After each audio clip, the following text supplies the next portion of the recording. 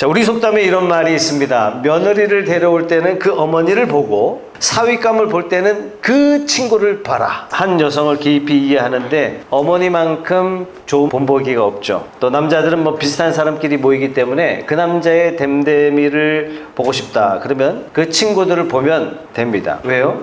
비슷한 사람끼리 만나요. 여기 저는 한 가지 더 덧붙이고 싶은데, 이 사람이 도대체 어떤 인품의 사람이냐, 어떤 성품의 사람이냐, 이걸 알기 위해서는 뭐 그 친구도 봐야 되겠지만 저는 그 사람의 적도 봐야 된다 말씀드리고 싶어요. 어떤 사람의 인품을 말할 때 어떤 종류의 사람들이 이 사람을 좋아하느냐, 이거 중요하지만 또 다르게 어떤 종류의 사람들이 이 사람을 싫어하느냐, 이걸 딱 보면요, 이 사람의 성품, 인품을 대번에 알 수가 있습니다. 그렇기 때문에 누구나 다 나를 좋아한다, 이건 무조건 좋은 게 아닙니다. 지저분한 사람, 야비한 사람, 남 속이는 것을 좋아하는 사람, 편법을 아무렇게 생각하지 않는 사람, 이런 사람이 나를 좋아하고 이런 사람들만이 내 주위에 모인다면 이 사람은 아주 심각한 사람이에요. 또 거꾸로 사람들이 나를 싫어하고 미워한다고 해서 이것이 꼭 나쁜 것만은 아닙니다. 주위 사람들이 존경하고 주위 사람들이 좋아할 만한 그런 사람들로부터 인정받는다면 이게 좋은 거죠. 반대로 주변에서 인정받고 주변에서 좋은 사람이다, 훌륭한 사람이다 라고 칭송받는 사람으로부터 내가 미움을 받고 있다, 나를 꺼려하고 있다, 나를 불쾌하고 있다, 그렇다면 나는 아주 심각한 겁니다. 그래서 악한 사람들이 나를 싫어하고 악한 사람들이 나를 미워하고 그런다면은 우리는 미움받지만 자랑스러워 해야 됩니다. 그런 의미에서 우리 기독교인들은 세상 사람들로부터 미움받는 게 너무나 당연하다. 그럴 때 우리 그리스도인들은 기뻐해야 됩니다. 왜냐하면 세상은 악하기 때문에 그렇습니다. 성도들은 이 세상에 미움을 받게 되어 있다라고 성경은 명백하게 말씀하고 있어요. 그래서 여러분들이 세상에서 미움받은 적이 한 번도 없다, 그러면 내가 진짜 그리스도인인가 진지하게 생각해 봐야 됩니다. 오늘 예수님께서 제자들에게 너희가 나의 제자면 반드시 핍박받을 것이다, 더러는 핍박받을 수도 있다, 이렇게 말씀하시지 않으셨어요? 반드시 핍박받을 것이다, 세상이 너희를 미워할 것이다, 누누이 강조하셨습니다. 18절 보세요. 다 같이 읽어보죠. 시작. 세상이 너희를 미워하거든 세상이 너희보다 먼저 나를 미워하였다는 것을 알아라. 20절 보세요. 내가 너희에게 종이 그의 주인보다 높지 않다고 한 말을 기억하여라. 사람들이 나를 박해했으면 너희도 박해할 것이다. 예수님의 제자된 우리들도 이 세상에서 미움을 받게 되는 게 너무나 당연하다, 성경은 그렇게 말씀하고 있다면 이제 여러분들은 각오를 단단히 하셔야 됩니다. 내가 예수 믿게 된 이 순간부터 진정으로 내가 예수를 믿는다면 내가 세상 사람들로부터 더러 박해를 받고 미움받을 수 있다, 이거 아주 전제하셔야 됩니다. 근데 우리는 까닭없이 미움을 받게 되면은 낙심도 하게 되고 또 실망도 하게 되고, 하나님 내가 도대체 왜 이런 고난을 받아야 됩니까? 라고 푸념도 하게 됩니다. 여러분들이 진짜 예수님을 주님으로 섬기는 사람이라면 반드시 미움받습니다. 그러니까 진짜 믿지 않는다면 미움받을 필요가 없어요. 근데 미움받게 되면 어떻게 하라고요? 그거 기뻐해라. 왜 우리가 기독교인이라고 해서 까닭없이 미움을 받게 되면 기뻐해야 되느냐? 그 첫 번째가 뭐냐면요, 우리가 세상에 속해 있지 않다라는 증거이기 때문에 그거 기뻐해라, 이렇게 말씀하셨어요. 19절 보세요. 너희가 세상에 속하여 있다면 세상이 너희를 자기 것으로 여겨 사랑할 것이다. 그러나 너희는 세상에 속하지 않았고 오히려 내가 너희를 세상에서 가려 뽑아냈으므로 세상이 너희를 미워하는 것이다. 왜 그렇다고요? 우리는 이 세상에 살고 있지만 우리는 이 세상 한 사람이 아니기 때문에 그렇습니다. 이것을 바울이 빌립보서 3장에 이런 얘기를 했어요. 우리의 시민권은 어디 있다고요? 우리의 시민권은 하늘에 있다고요. 다시 말해서 우리는 다른 법에 의해서 살아가고 있기 때문에 세상 사람들과 삶의 양식이 근본적으로 달라요. 다를 수밖에 없어요. 자, 여러분 많이 듣죠? 다른 걸 틀리다라고 사람들은 많이 착각하잖아요. 그죠? 그래서 세상 사람들은 기독교인들이 다르게 사는 것을 어떻게 판단하냐면 틀리게 산다라고 여기기 때문에 경계심을 갖고 적개심을 드러내고 싫어하게 된다는 얘기입니다. 그래서 세상 사람들이 까닭없이 그리스도인들을 미워하게 된다. 그러면 어떻게 하라고요? 기뻐해라, 기뻐해. 왜요? 여러분들이 이미 다른 법에 의해서 다르게 살고 있다는 증거라는 얘기예요. 여러분들이 이미 하늘의 시민권을 가지고 살아가고 있다는 증거이기 때문에 그렇습니다. 아니 그전에는 술도 1차 먹고 2차 먹고 그리고 3차도 가고 이 사람들이 내가 교회 간다.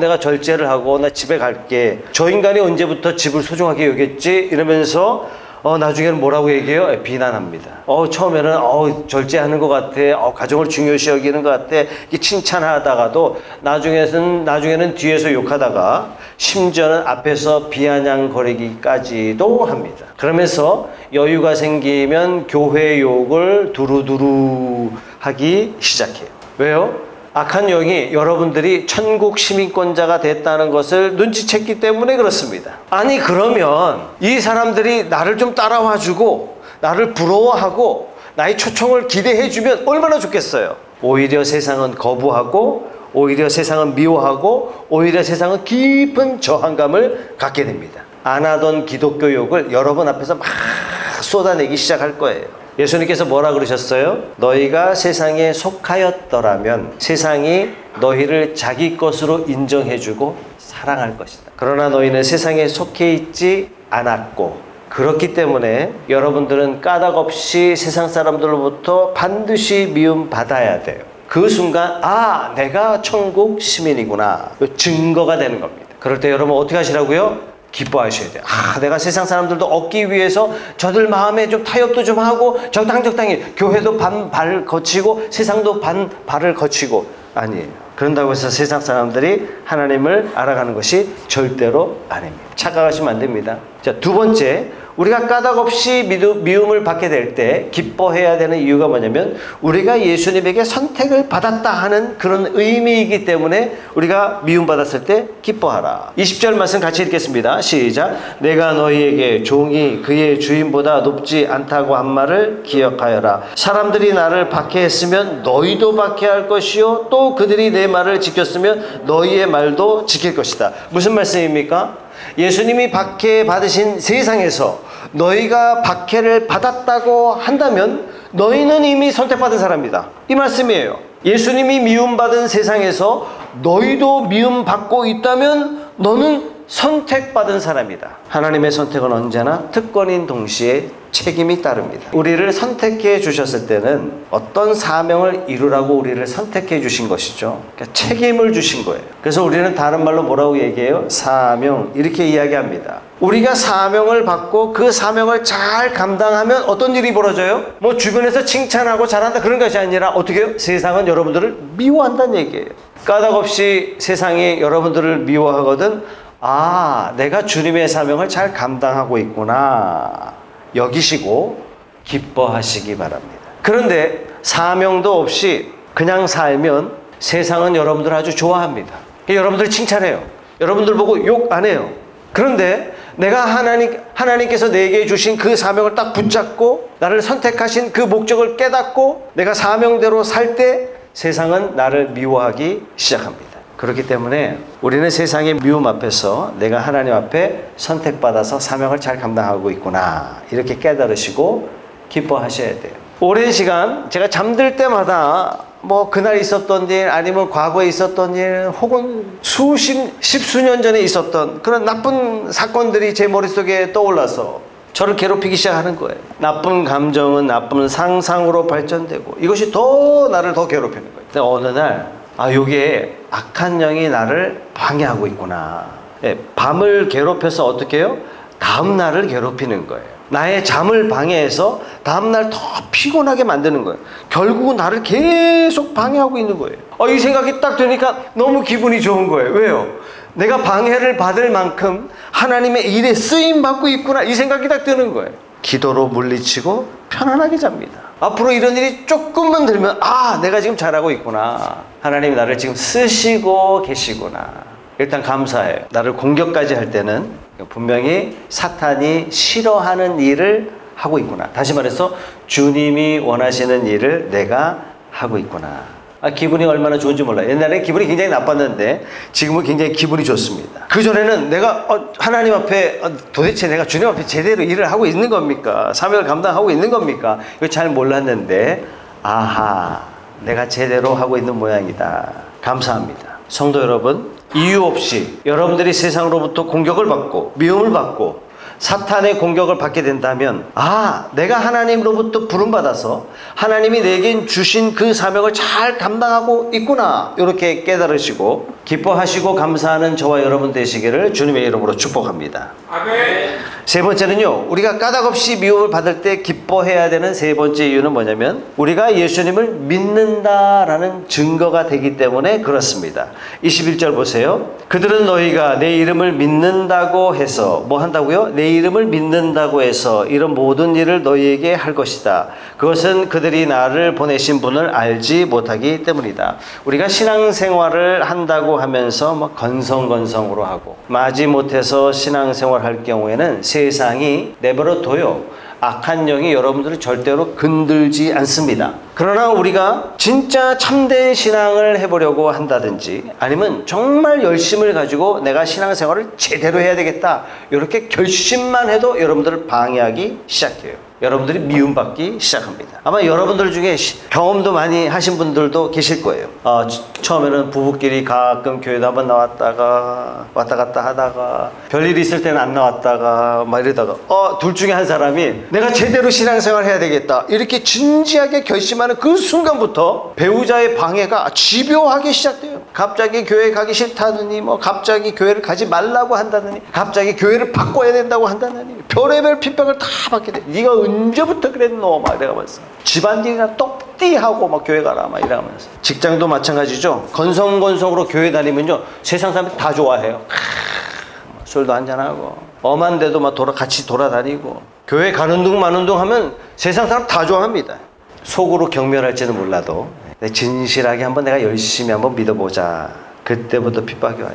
동료들로부터 막 긁는 말, 비웃는 말 한마디씩 이렇게 던지는데, 어떨 때는 뭐 열받아서 회사 가기 싫을 정도로. 나중에 직장 상사가 야, 교회가 중요해? 회사가 중요해? 너 월급 교회에서 줘? 회사가 줘? 막 이런단 말이죠. 아니, 일을 꼬박꼬박 잘 하는데도 불구하고 이런 핍박이 오게 된다는 얘기예요. 그럴 때 여러분 어떻게 하라고요? 고민하고 갈등할 필요 없어요. 이때 어떻게 하라고요? 야, 내가 제대로 믿고 있구나. 아, 내가 제대로 믿고 있구나. 그리고 무릎 꿇고 감사 기도하시기 바랍니다. 그런데 세상이 미워한다고 항상 기뻐하시면 안 됩니다. 어떤 때는 기뻐할 게 아니라 뭐 해야 될 때가 있다고요? 회개해야 될 때가 있어요. 베드로전서 2장 20절 말씀입니다. 죄를 짓고 매를 맞으면서도 참으면 이게 무슨 자랑이겠냐 말이에요. 마땅한 거죠, 그죠? 죄 짓고 내가 인내를 잘했다, 그럴 수가 없잖아요. 그건 자랑할 수가 없잖아요. 선을 행하다가 고난을 당하면서 참으면 그것은 하나님께서 보시기에 아름다운 일입니다. 주님이 원하시는 일, 선을 행하다가 당하는 고난이라야 이거 기뻐할 일이지, 잘못해서 당하는 수치람이 뭐 해야 돼요? 이거 회개해야 돼요. 회사에서 내가 잘못해가지고 게을러가지고 내가 상사한테 욕을 먹는다, 이 기뻐할 일이 아니라 밤샐 일이에요. 이거는 노력할 일이에요.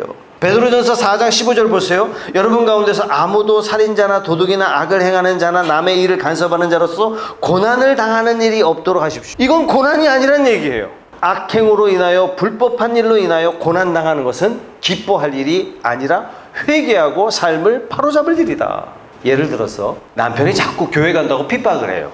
그러면 내가 진짜 믿음 생활 때문에 이거 핍박받고 있는 건가? 아니면 내가 교회 다닌다는 이유로 아내로서 할 일 안 하고 엄마로서 할 일 안 하고 일종의 교회를 도피처처럼 생각하고 교회를 다니고 있는 것은 아닌가? 그래서 남편의 야단이 마땅한 야단은 아닌가? 이게 진지하게 생각해 봐야 돼요. 후자라면 우리가 기뻐하지 말고 회개해야 돼요. 남자도 마찬가지죠. 사람들이 좀 싫어하고 미움받는다면 야, 내가 신앙 때문에 미움받고 있구나, 이렇게 무조건 단정 지을 것이 아니라 과연 내가 신앙 때문에 내가 사람들로부터 미움받고 왕따 되고 있는가, 아니면 내 말과 행동이 잘못되었기 때문에 사람들로부터 거절을 당하는 것인가, 진지하게 생각해 봐야 돼요. 후자라고 생각한다면 우리는 기뻐할 게 아니라 우리는 우리 삶을 고쳐가야 돼요. 근데 내가 아내로서 남편으로서 비록 완전하지는 않지만 꼭 그런 비난을 받아야 할, 미움을 받아야 할, 이런 핍박을 받아야 할 그런 내용이 하나도 없는데도 불구하고 미움을 받고 핍박을 받고 있다면 아, 내가 제대로 신앙생활하고 있구나 생각하시고 하나님께 감사하시고 기뻐하시는 여러분들 되시기 바랍니다. 성도는 세상에서 반드시 미움을 받게 돼 있습니다. 그런 미움은 어떤 때는 과격한 행동으로 나타나기까지 합니다. 16장 2절 말씀 보세요. 사람들이 너희를 회당에서 내쫓을 것이다. 그리고 너희를 죽이는 사람마다 자기네가 하는 그러한 일이 하나님을 섬기는 일이라고 생각할 때가 올 것이다. 회당에서 쫓겨난다, 죽인다, 죽임당한다. 여러분, 회당에서 쫓겨나간다는 것은요, 엄청난 아픔이에요. 우리나라야 뭐 이렇게 교회를 좀 다니다가 안 나오기도 하고 안 나와도 마음이 편하기도 하지만 유대인들에게 회당이라는 것은 삶의 근본입니다. 그래서 전 세계 어디든지 유대인이 10가정만 모이면 회당이 하나 세워져요. 그래서 이 10가정이 11조를 내서 회당을 직접 운영합니다. 유대인들이 모인 곳에는 유대의 전통과 신앙이 면면이 흘러가고 있어요. 왜요? 회당은 종교의 센터이기도 하지만 교육의 센터이고 모든 사회활동의 중심이기 때문에 그렇습니다. 그런데 이 회당에서 쫓겨난다는 얘기는요, 유대인으로부터 거절당했다는 얘기예요. 완전히 소외됐다는 얘기예요. 여러분, 소외되면요, 경제생활 자체가 힘들어요. 사회적으로 완전히 소외되고 고립된다는 것을 이야기하고 있는 겁니다. 지금 예수님이 뭐 말씀하고 있어요? 제자들에게 너희들 예수 믿는다는 이유로 사회에서 완전히 매장당할 수 있고 혹은 죽임당할 수도 있다. 이렇게 말씀하시는 거예요. 그래서 우리가 신앙생활 할 때 난 사회적으로 매장당할 수도 있고 혹은 소외당할 수도 있다. 이 각오까지 여러분 하셔야 됩니다. 또 예수님께서 제자들에게 뭐라고 말씀하셨냐면 너희를 죽이는 자마다 이것을 여러분들을 죽이면서 뭐라고 생각해요? 이거 하나님의 일이다 이렇게 생각한다는 얘기예요.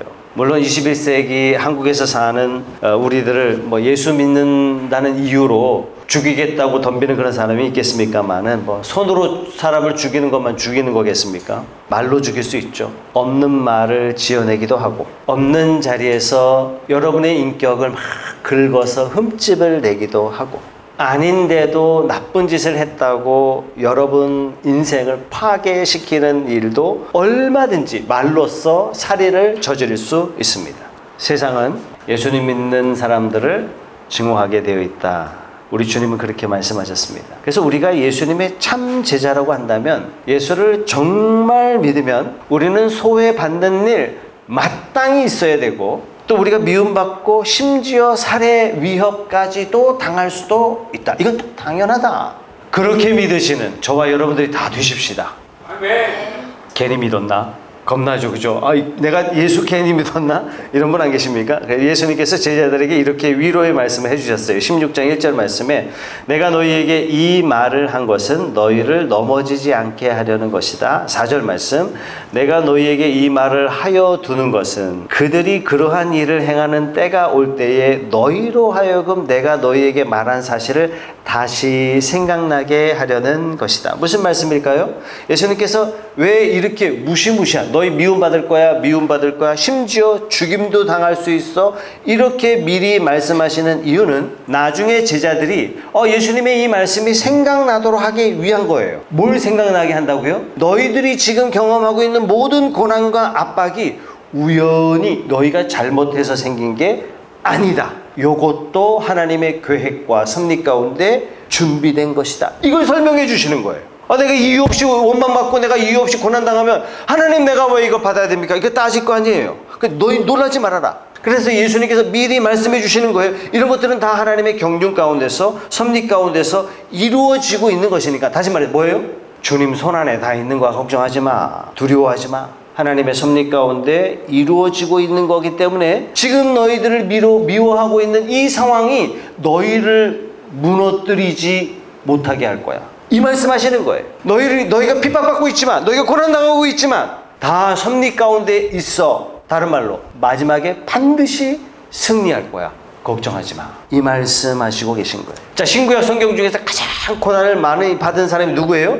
욥입니다. 여러분 욥에게 닥쳐진 모든 고난이 어떻게 시작됐죠? 하나님께서 사단에게 욥을 허락했어요. 고난을 허락했어요. 허락해서 시작됐어요. 그러니까 우리는 성경을 읽고 처음부터 읽기 때문에 도대체 욥이 왜 고난을 받는지 하나님이 허락하셨구나 라고 우리는 다 알고 있지만 욥은 알았습니까? 왜 고난이 일어나는지 전혀 몰랐기 때문에 욥이 매우 힘들어합니다. 욥의 시작은 이렇게 했지만 욥의 마지막은 어떻게 됐죠? 놀랍게 변했어요. 욥에게 닥쳐진 고난이, 욥에게 이루어진 절망적인 상황이 욥을 무너뜨리지 못했어요. 마지막에 욥이 승리하고 맙니다. 놀라운 복을 하나님께서 욥에게 베풀어 주십니다. 욥기의 최후 승리자는 누구예요? 사단이 욥을 못 무너뜨렸어요. 승리자가 됐어요. 그렇다면 내 삶 가운데 비록 고난이 많을지라도 하나님 왜 이렇게 육체적인 고난, 경제적인 고난, 관계의 고난 이렇게 많습니까? 우리가 이렇게 하소연할지라도 어떻게 한다고요? 마지막에 주님께서 우리 인생을 최후 승리자로 만들어 주실 것이다. 내가 지금 당하는 이 고난 누구 손에 있다? 하나님 손에 있다. 내가 하나님 손에 있는데 내가 뭘 걱정하겠어요?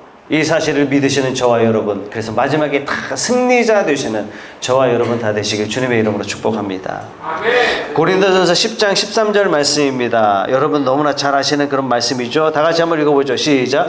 여러분은 사람이 흔히 겪는 시련 밖에 다른 시련을 당한 적이 없습니다.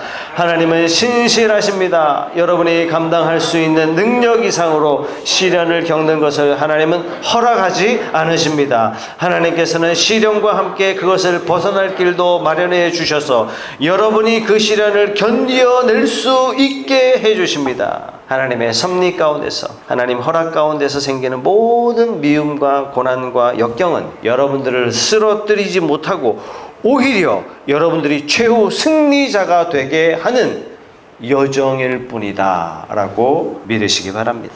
아멘. 그럼 왜 하나님께서 이런 미움과 시련과 고난을 허락하시냐? 그 목적이 뭐냐? 우리로 하여금 증인 되게 하시려고 그러시는 거예요. 15장 27절 보세요. 너희도 처음부터 나와 함께 있었으므로 나의 증인이 될 것이다. 우리가 겉으로 봐서는 이게 예수 믿는 사람인지 예수 안 믿는 사람인지 잘 모르잖아요. 예수 믿는 사람인지 아닌지 아무리 가만히 살펴봐도 별반 다를 게 없어 보일 수 있잖아요.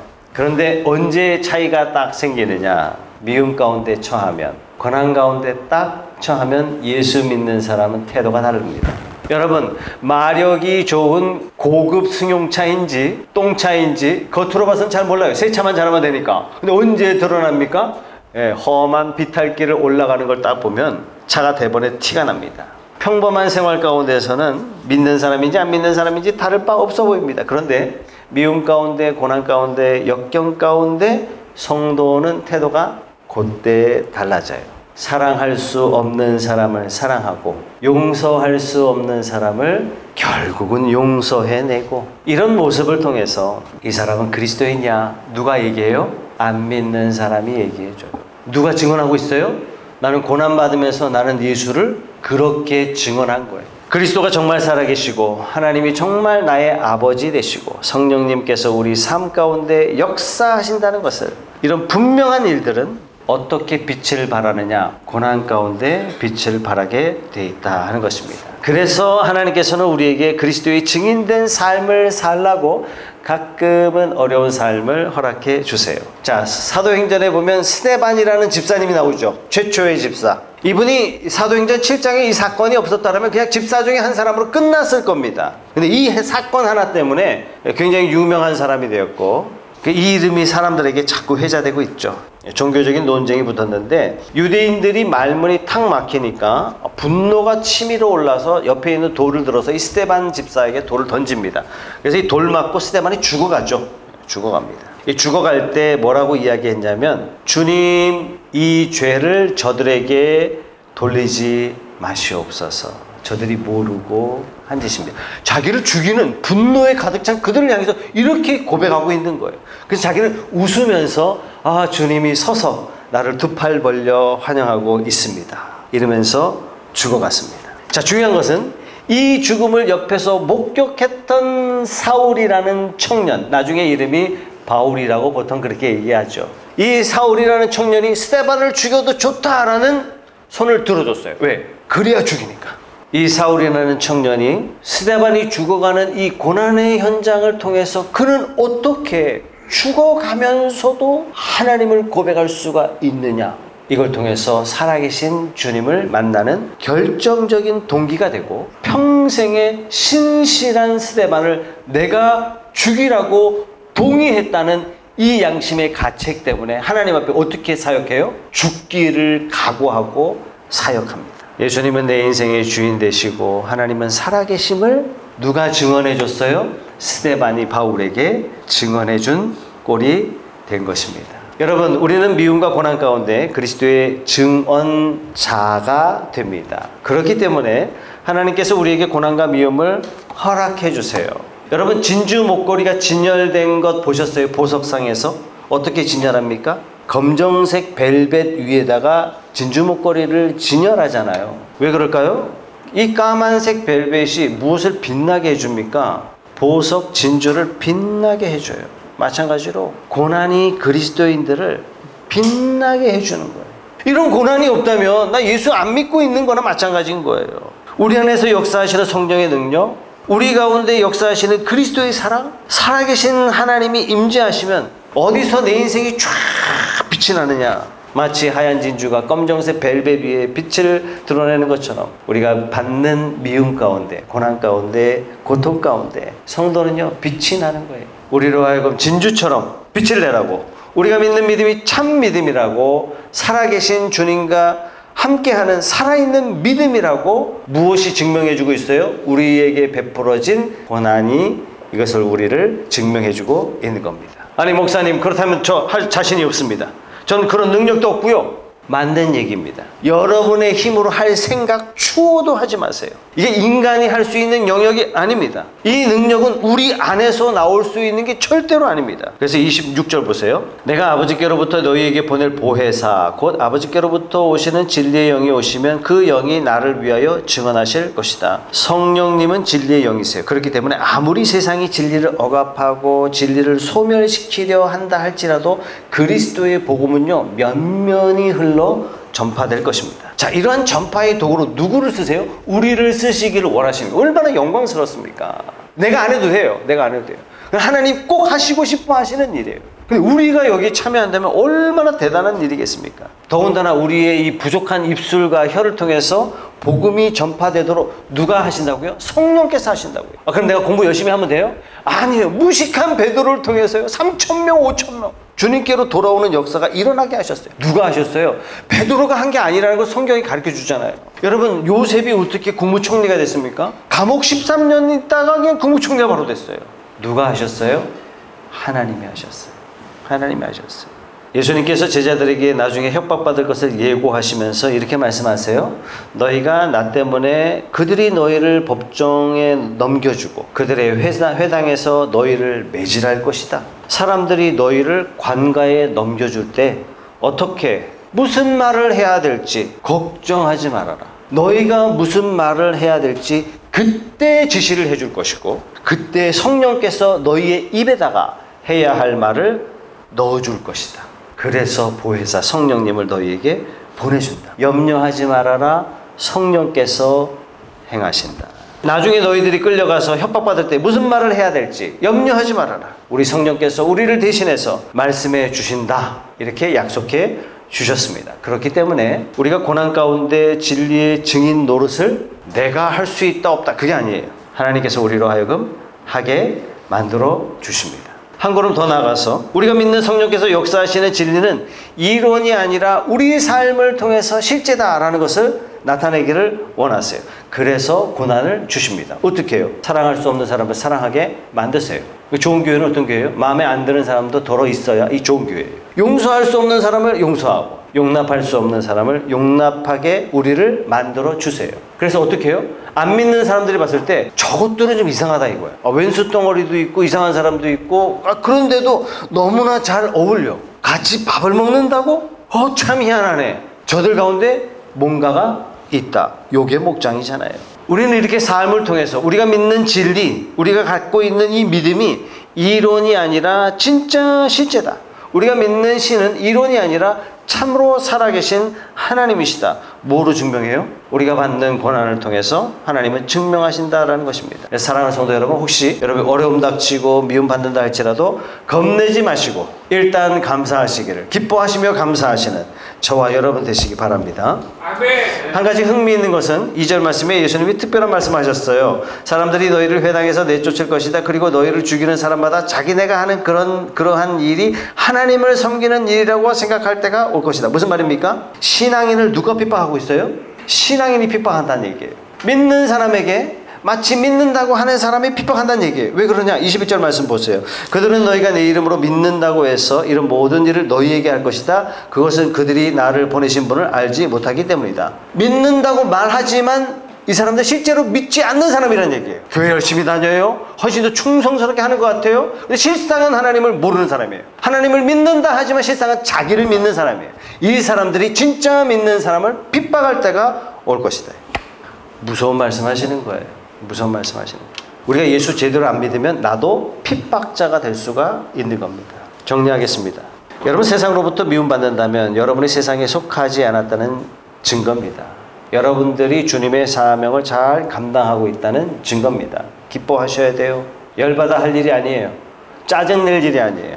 여러분들이 핍박받고 있다면 여러분들이 진짜 제대로 믿고 있다는 증거입니다. 반대로 이런 핍박이 단 한 번도 없다. 그런데 심각하게 생각해 봐야 돼요. 나 과연 천국의 백성입니까? 마태복음 5장 11절 말씀입니다. 너희가 나 때문에 모욕을 당하고 박해를 받고 터무니없는 말로 온갖 비난을 받으면 복이 있다. 너희는 기뻐하고 즐거워하여라. 하늘에서 받을 너희의 상이 크기 때문이다. 너희보다 먼저 온 예언자들도 이와 같이 박해를 받았다. 성령님은 고난 가운데 있는 우리를 붙잡아 주셔서 우리에게 할 말을 넣어 주시고 또 우리가 할 수 없는 일을 하게 하십니다. 그래서 우리가 섬기는 하나님의 이론의 하나님이 아니라 실제의 하나님임을 세상에 드러내게 하시고 우리가 믿는 그리스도는 2000년 전에 죽어서 묻힌 분이 아니라 지금도 살아서 내 인생의 주인 되심을 나타나게 하시고 성령님께서도 지금도 기적을 베푸시고 성령께서 역사하시는 것을 지금도 우리에게 증언하시기를 원하십니다. 우리 가운데 성령께서 역사하신 것을 믿으시고 미움 가운데서도 고난 가운데서도 기뻐하시고 감사하는 저와 여러분들이 다 되시길 주님의 이름으로 소원합니다. 아멘. 이 시간 한번 기도합시다.